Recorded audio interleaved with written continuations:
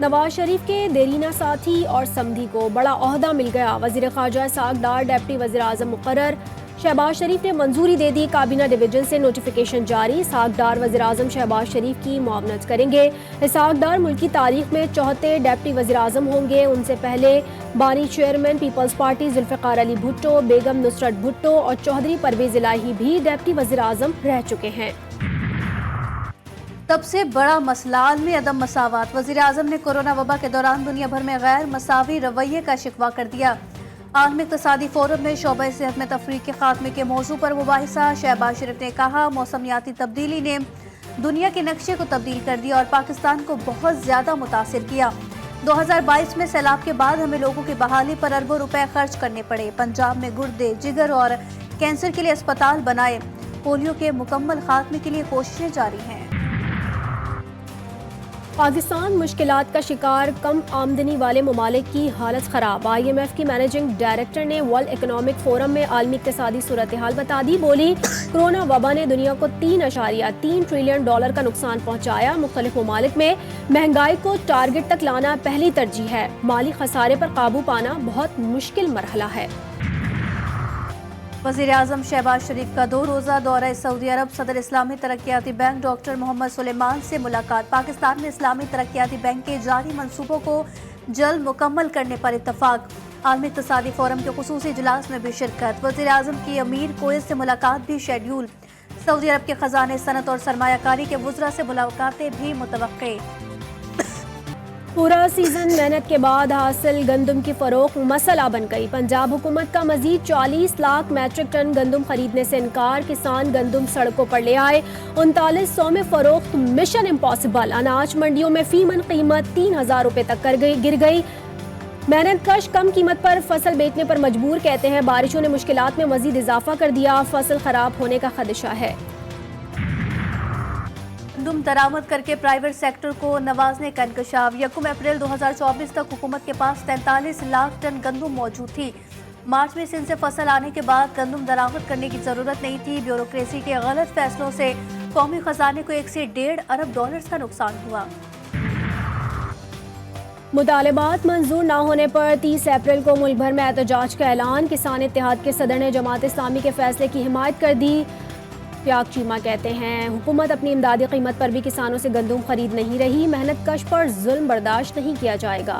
ہماری جو sports price ہے وہ 3900 ہے، اور مجھے یہ سمجھ میں نہیں آ رہی کہ گندم کی جو خریداری ہے وہ صرف پنجاب میں ہو رہی ہے۔ سندھ کے اندر بھی جو ہے وہ خریداری، وہاں پہ تو گندم کی فصل جو ہے وہ فیبرری سے آ جاتی ہے۔ تمام جو مائکروسکوپس ہیں وہ صرف پنجاب کے لیے ہیں۔ وزیر اطلاعات پنجاب گندم کی کمی پر واویلا کرنے والوں پر برہم۔ ازما بخاری کہتے ہیں سیاسی مقصد کے لیے گندم کی خریداری نہ ہونے کا شور مچانے والوں سے بات نہیں ہو رہی۔ جن کسانوں کو مشکلات کا سامنا ہے حکومت ان سے رابطے میں ہے۔ مزید کہا احتجاج کرنے والے ایک جماعت کی ٹکٹ پر ہمارے خلاف انتخاب لڑ چکے ہیں۔ وفاقی حکومت ہائیڈرو پاور کی منصوبوں میں اربوں روپے سرمایہ کاری لانے کے لیے سرگرم۔ IPPs 13 ہائیڈرو پاور منصوبوں میں سرمایہ کاری کریں گی، 13 منصوبوں پر کام جاری۔ اسلام آباد، خیبر پختونخوا، آزاد کشمیر اور بلوچستان میں کہیں بارش کہیں اعلیٰ باری۔ ایبٹ آباد اور ہنگو میں ندی نالے ابل پڑے، سڑکیں تالاب کا منظر پیش کرنے لگی۔ تحصیل خار میں سیلابی ریلے میں پھنسی کار کو ریسکیو کر لیا گیا۔ حادثات میں 5 افراد جاں بحق جبکہ مختلف علاقوں میں فصلوں کو نقصان پہنچا۔ کوئٹہ، زیارت، شارہ کئی مقامات پر سیلابی ریلوں میں بہہ گئی۔ جنگ اور سرگودا سمیت پنجاب کے متعدد علاقوں میں بارش سے گرمی کا زور ٹوٹ گیا۔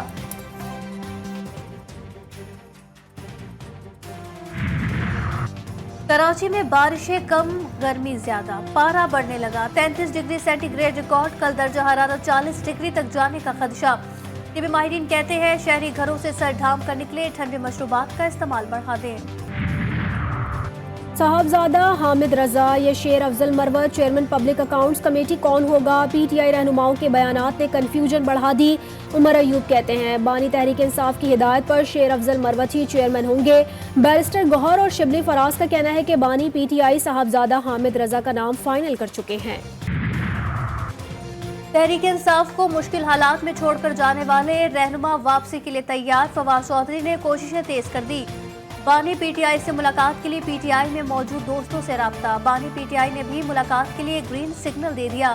آئندہ ہفتے میں ملاقات متوقع. پی ٹی آئی کے اہم رہنماؤں کی جانب سے بھی فواد چودھری کی پارٹی میں واپسی کی حمایت.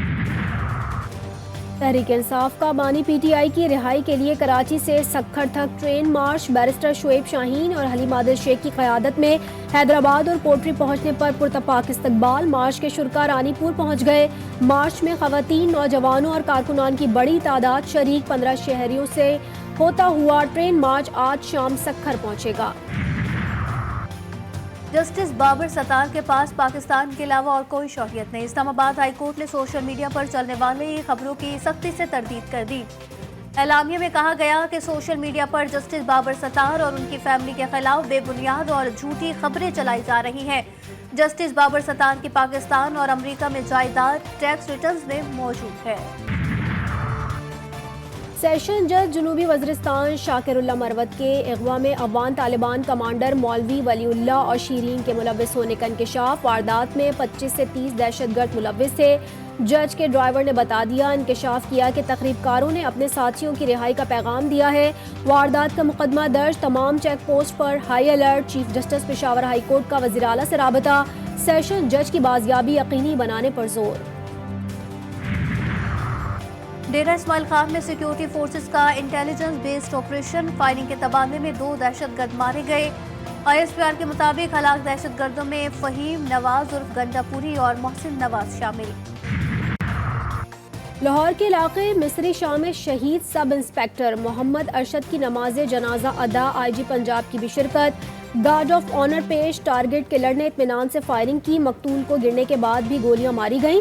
سی سی ٹی وی فوٹیج منظر عام پر. گزشتہ رات قتل کا مقدمہ درج. ملزم آزاد. سی سی پی او کی پولیس افسروں اور اہلکاروں کو ڈیوٹی کے بعد یونیفارم میں سفر نہ کرنے کی ہدایت. مردان میں ریلوے پولیس اور زمان سنز پلازا کے مکین کا جھگڑا. فائرنگ سے 2 پولیس اہلکار جاں بحق جبکہ 5 زخمی. 8 ملزمان کو گرفتار کر لیا گیا. لاہور کی نشتر کالونی میں 7 بچوں کا باپ قتل. پولیس کے مطابق 3 افراد گھر میں داخل ہوئے اور قتل کر کے فرار ہو گئے. ملزمان نے گلا دبانے کے بعد سر میں لوہے کی چیز ماری. مقتول کا اکثر اپنی بیوی بچوں کے ساتھ جھگڑا رہتا تھا. دیور نے بھابھی کو غیرت کے نام پر چھریاں مار دی. کراچی کے Orangi town M P R colony میں اسما کا قتل. پولیس نے ملزم کو گرفتار کر لیا. بورے والا کے تھانہ ماڈل ٹاؤن کا کانسٹیبل اغوا کے بعد لوٹ گیا. کار سواروں نے کانسٹیبل سے 4 لاکھ سے زائد نقدی لوٹ لی. مزاحمت پر وحشیانہ تشدد. ویرانے میں لے جا کر چھوڑ دیا. زخمی کانسٹیبل اسپتال منتقل. پولیس نے مقدمہ درج کر لیا. روز بروز بڑھتی مہنگائی لوگوں سے زندگیاں چھیننے لگی. چونیا میں مہنگائی سے تنگ شخص نے زندگی کا خاتمہ کر لیا. موذی بیماری میں مبتلا شخص ادویات مہنگی ہونے کے باعث اپنا علاج نہ کروا سکا.